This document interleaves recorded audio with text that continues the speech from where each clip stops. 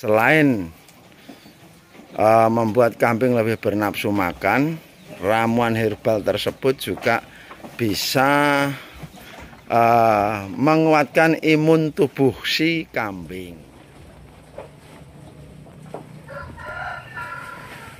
Assalamualaikum warahmatullahi wabarakatuh. Berjumpa kembali dengan Wayangon Channel, teman-teman. Sebuah kanal YouTube yang memuat konten tentang peternakan kambing.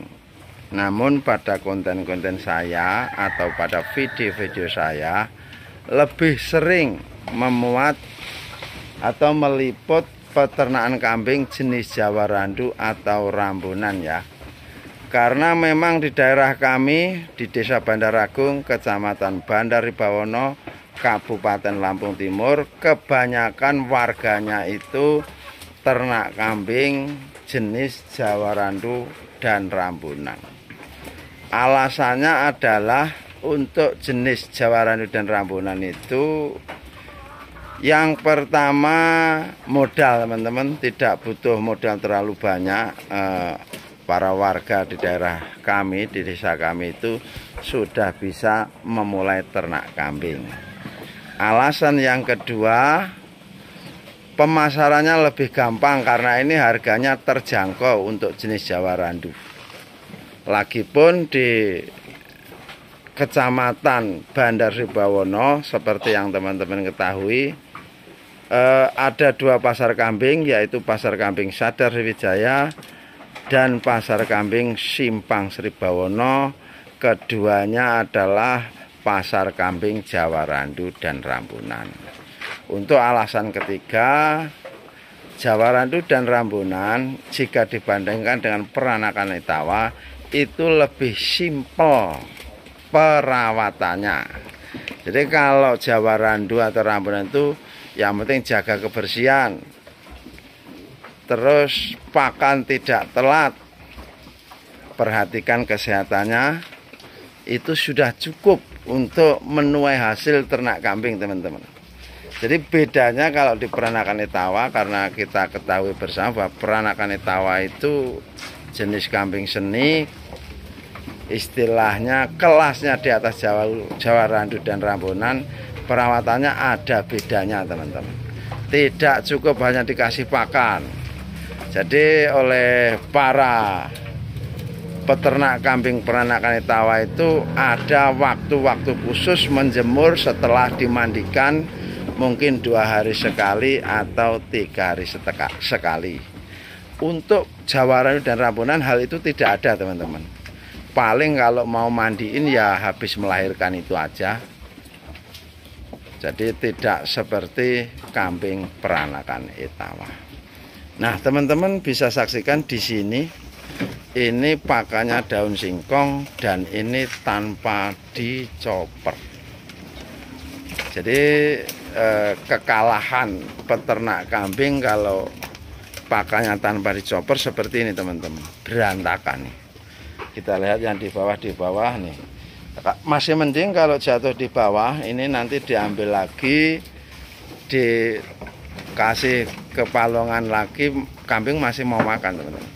Tapi kalau sudah ditarik ke dalam sana, itu kalau sudah terkena air kencing kambing tidak akan dimakan kembali. Itu kekalahan yang pertama. Kekalahan kedua, teman-teman, kalau tanpa dicoper tentunya rapenya itu lebih banyak. Tapi juga ada untungnya, teman-teman ya. Kalau teman-teman ngasih pakannya sistem tanpa dicoper, yaitu tidak nambah pekerjaan, tidak nambah tenaga. Jadi pulang ngarit, terus jamnya kambing makan nih dikasih aja udah cukup. Beda lagi kalau sistemnya dicoper, teman-teman. Dicoper itu kemenangannya, pakan ini akan habis, tidak ada sisa terlalu banyak. Artinya rapen-rapen seperti ini tidak ada kalau dicoper pakannya ya. Nah, ini yang nggak dicoper seperti ini. Terus kandang itu lebih bersih, lebih rapi. karena sedikit sekali adanya sampah. Di bawah-bawah juga nggak akan berantakan seperti ini. Tapi ya itu teman-teman, kalau memilih pakan yang dicopper tentunya akan jadi capek karena tambah pekerjaan, tambah tenaga. Nah, terus saya tanya pada teman-teman, kalau kebiasaan teman-teman sistem pakannya dicopper atau tanpa dicopper, apa alasannya? Nanti sampaikan di kolom komentar. Saya tunggu ya guys ya untuk komentarnya.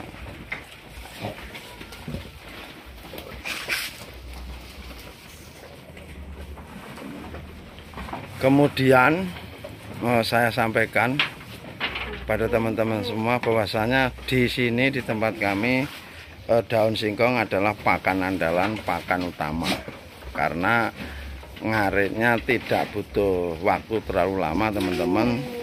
Sudah banyak dapat pakan, beda kalau dibandingkan dengan pakan rumput, itu ngaritnya lama. Dan saat ini di tempat kami itu sudah ada 20 harian tidak hujan teman-teman ya. Makanya cuaca panas seperti ini kambing haus, jadi lebih suka minum kalau pas kemarau, beda dengan pas situasi musim penghujan.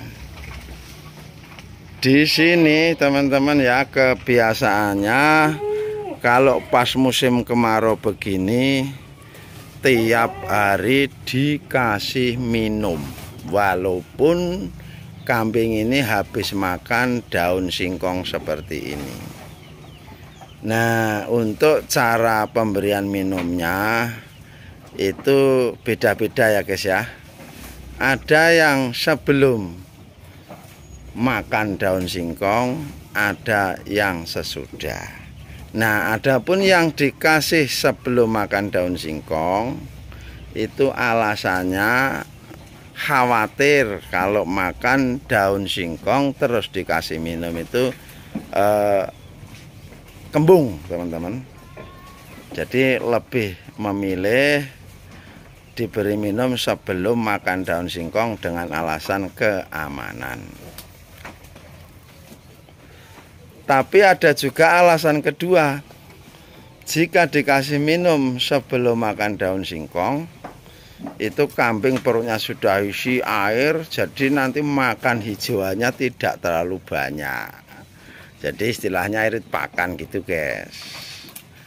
Nah, untuk yang kasih minum setelah makan itu untuk peternak yang sudah benar-benar mampu menghilangkan ketakutan akan dampak daun singkong. Jadi buat teman-teman kalau mau cari amannya ya silahkan dikasih minum sebelum makan daun singkong. Adapun di sini di wilayah kami itu sederhana saja. Kalau kambing minum itu cukup dicampur dengan garam gosrok atau katakanlah garam dapur, gitu aja lah ya teman-teman ya. Jadi supaya ada rasanya, tapi ada juga yang tanpa garam. Nah, teman-teman tentu pernah mengalami kambing yang kurang nafsu makan. Jadi teman-teman di kandang juga harus jeli saat ngasih makan, harus bisa memperhatikan kambing ini dalam keadaan bernafsu makan atau tidak. Jika ada bedanya dengan kambing-kambing lainnya, maka teman-teman bisa memberikan obat cacing. Tapi ada juga cara herbal teman-teman untuk mengatasi kambing yang kurang nafsu makan, yaitu ambil kunyit, temulawak, asam jawa, terus sedikit garam dan gula merah.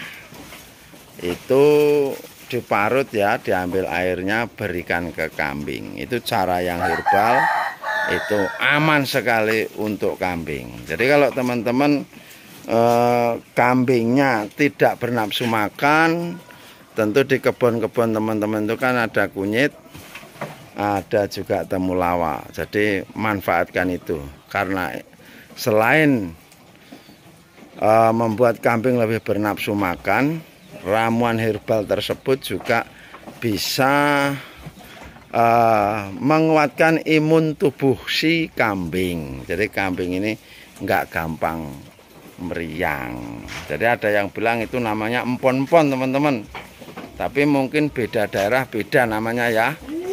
Jadi nanti kalau teman-teman ada nama lain tentang empon-empon, saya tunggu komentarnya.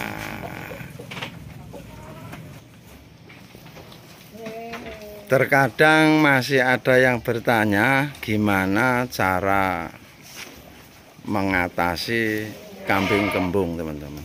Jadi ini repot kalau dijelaskan karena pilihannya banyak sekali. Jadi ada yang sistem injek, ada yang sistem alami. Salah satunya adalah teman-teman bisa mengambil pepaya muda, diparut, tambah minyak goreng, sedikit garam, berikan ke kambing dengan cara disepet. Itu juga bisa sembuh. Ada juga yang dengan terong diparut, tambah garam, tambah minyak goreng, itu juga bisa sembuh. Ada lagi yang memakai air kelapa muda atau degan juga bisa sembuh. Ada yang memakai klorofil teman-teman.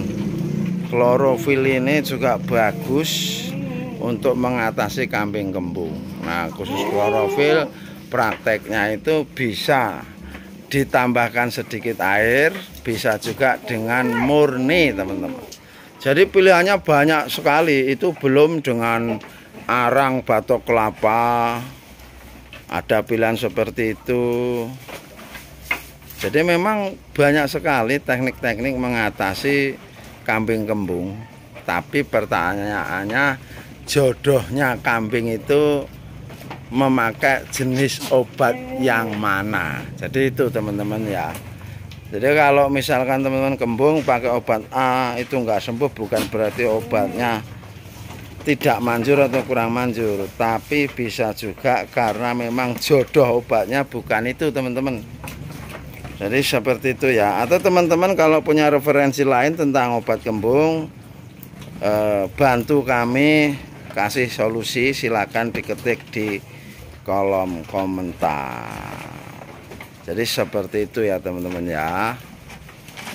Jadi kalau praktek ternak kambing sebelum memulai itu yang harus dipikirkan adalah kemampuan menyediakan pakan teman-teman. Jadi bukan jumlahnya, tapi kemampuan menyediakan pakan. Kalau memang ada lahan, pengen kerjanya ringan, persiapkan bank pakan sebelum memulai ternak kambing. Jadi teman-teman nanti tidak terlalu capek ngarit kalau punya ternak kambing. Tapi itu pun kadang-kadang kalau tanahnya tidak terlalu luas ya sifatnya hanya membantu.